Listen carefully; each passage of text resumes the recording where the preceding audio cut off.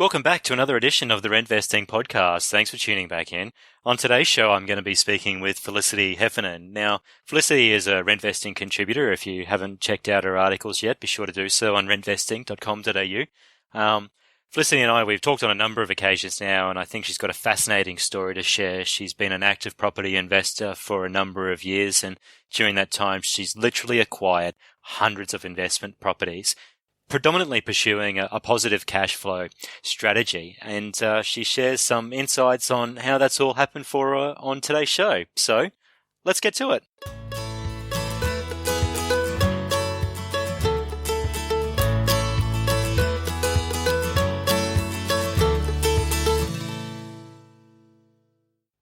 Felicity, hi, welcome. Thanks for joining us on the Rentvesting Podcast. It's great to have you on the show. Yeah, thanks, Pete. Glad to be here too. Felicity, you've got an amazing story to share. I know that through our past conversations that we've had, you've used property as a vehicle towards financial freedom. So why don't you tell us a little bit about your journey? Yeah, thanks, Pete.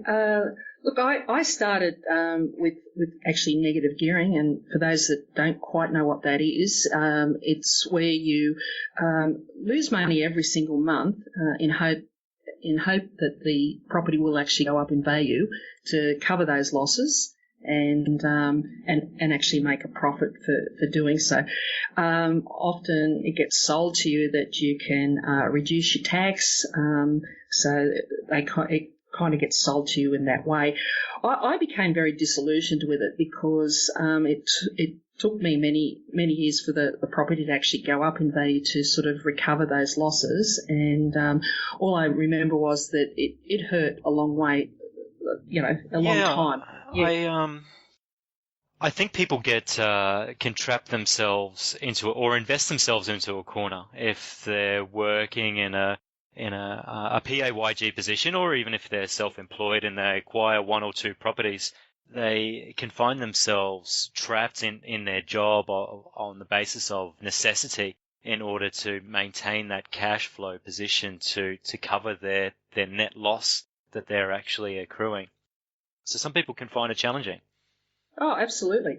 And, that's not to say that it's bad all the time, but I think that's a strategy for people with very high incomes. So you need to be in the highest tax bracket to sort of get that full benefit from it. But the thing that really attracted me was when I heard a fellow come out from the States. He travelled with Robert Kiyosaki, a fellow by the name of John Burley, and was something that he said was that, like, your property should make you money every single month, and so the whole idea that if a property made you, a couple of $100 a month, and you never had to put your hand in your pocket ever again, that was really appealing. And then the thought that you could, in fact, buy multiple properties and not have them affect your cash flow. So, I mean, that really attracted me. It certainly got my ears pricked up. And now you hear a lot of people, they do search for that positive geared property out there in the marketplace.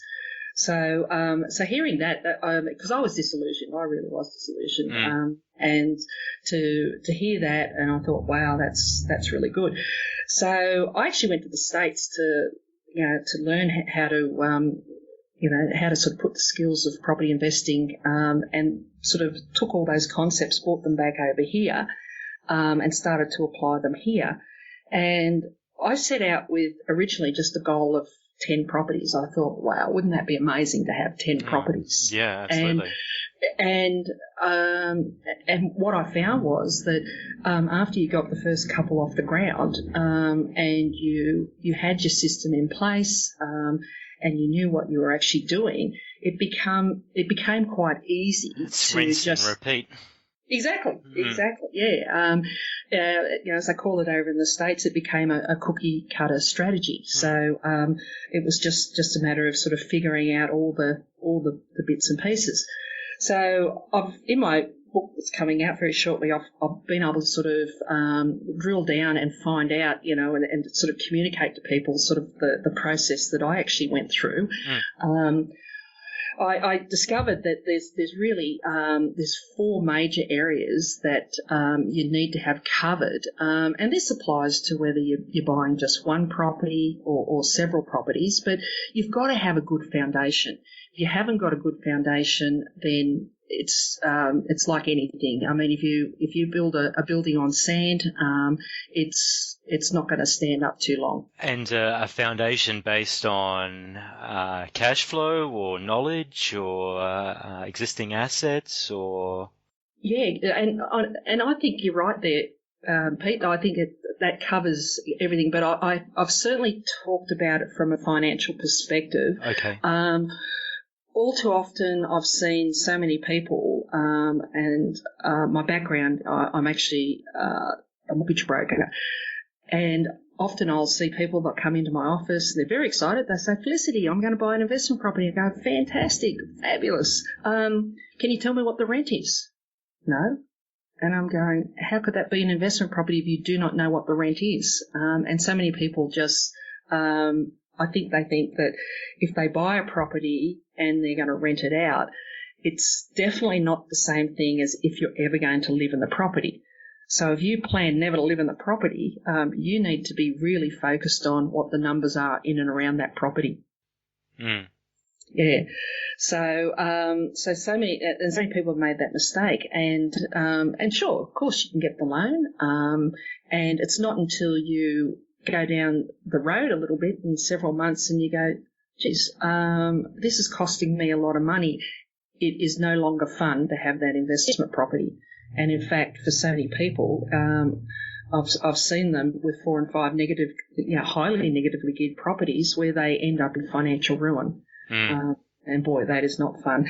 So I do sort of bang on quite a bit about having to know your numbers. You've got to know your numbers when you go out there to buy a property, and the rent return is that's key to sort of knowing what that is, and then the relationship to how much capital you actually put into the property.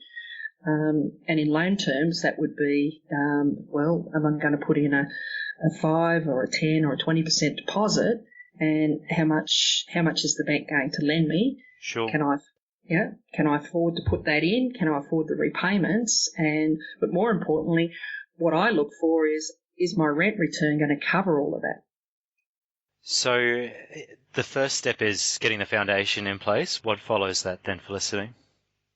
Well, the next step is the acquisition stage. So with acquisition, you're looking at your market research. You're looking at getting your finance in place, and then you're also there's a way of submitting offers, because you don't necessarily have to pay full price for a property either.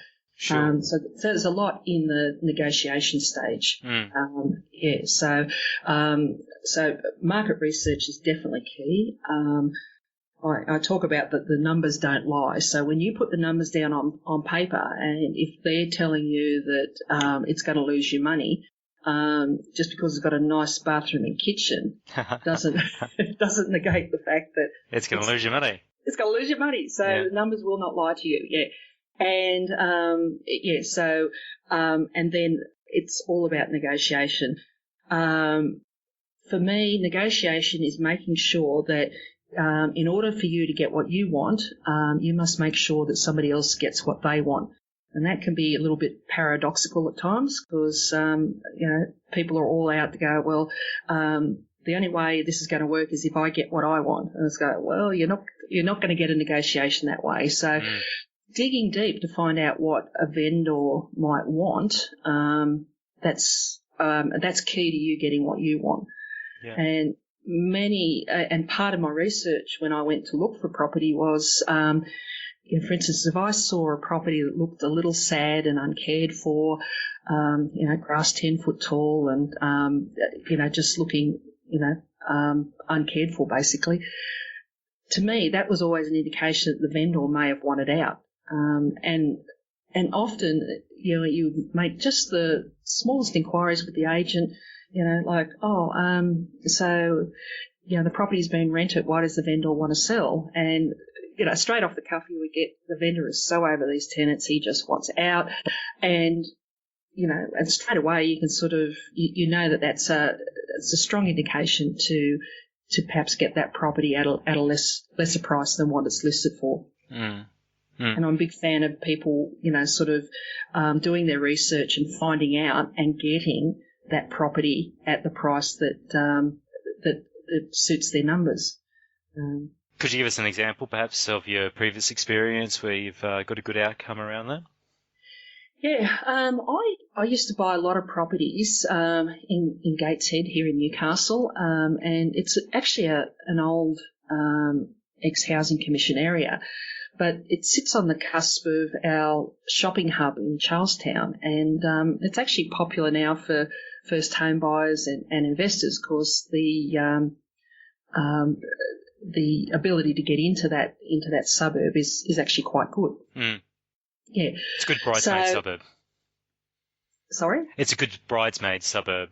Exactly. Yeah, exactly that. I love that. Yeah, good bridesmaid suburb. Yeah. So, we sort of get a good mix of interesting people there. I would actually just drive around that suburb. So only 5 minutes from home, I'd drive around. At the time, my girls were very little, and often my second little one, she would just have her morning sleep in the car, and I'd sort of drive around. And I'd ring the agents from the car, make inquiries about the property, and particularly the ones that looked really uncared for. They always made, for me, I was able to sort of get quite a good discount on those properties, simply because the property screamed, the vendor doesn't want me anymore. Yes. So, yeah. And what I discovered about those properties was that, you could mow the lawn, you could simply put a coat of paint, throughout, just some very, very minor improvements, and all of a sudden you've increased the rental value. You've probably even increased the actual value of the property as well. So I always looked for those little those little properties, because I saw them as gold. And they would rent all day long, because it was in a suburb where, it was affordable for people to rent. It was also affordable for people to buy. Okay. Yeah. Good. So, yeah, go on. No, over to you, sorry. Beg your pardon. Yeah.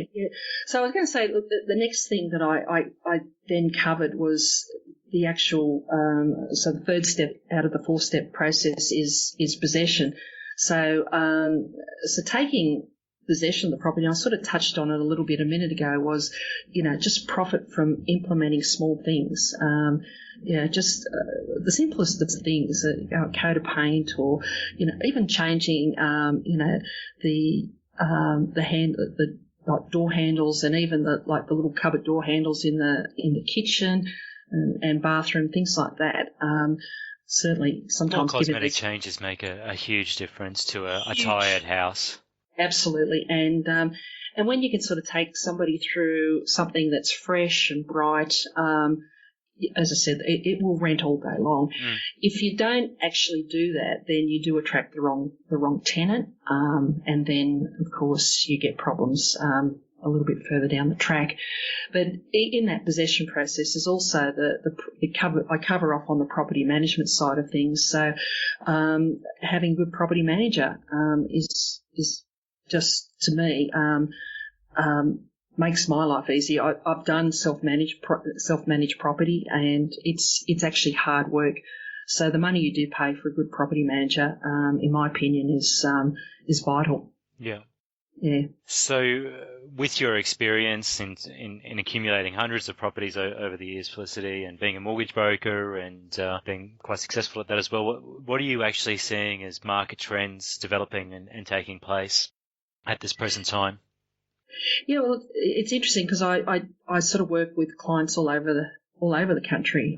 So if you look at Perth, for example, I mean, it wasn't that long ago. It was the rocking and rolling suburb. Everything was going up like crazy, and now it's flat. Yeah, it's been in the doldrums, isn't it?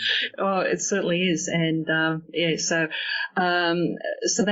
that market over there at the moment is being hammered a little bit.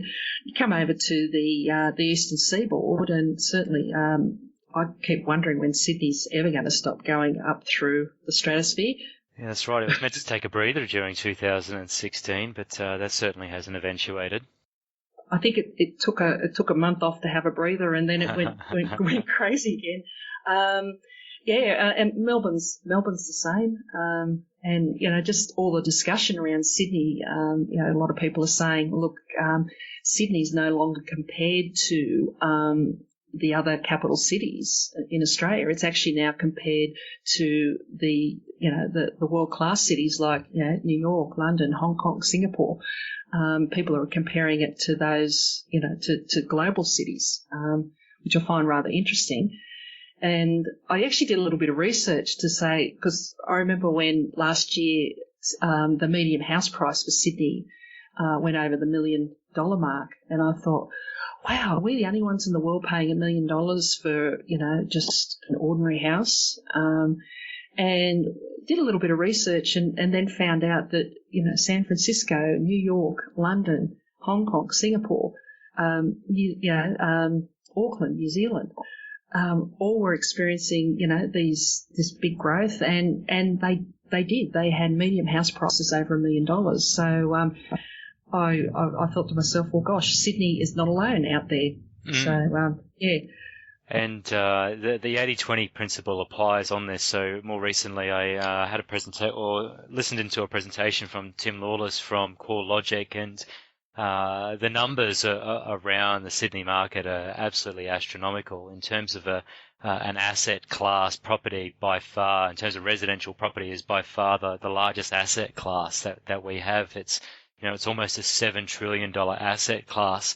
80% of which is actually concentrated within the Sydney market itself, which is just, huge in terms of the numbers that you think of it, and that you can't buy a property within 20 k's of the city for under $1 million. It's crazy. It's crazy. Yeah. So Sydney's going to continue its trajectory at this point in time, you feel?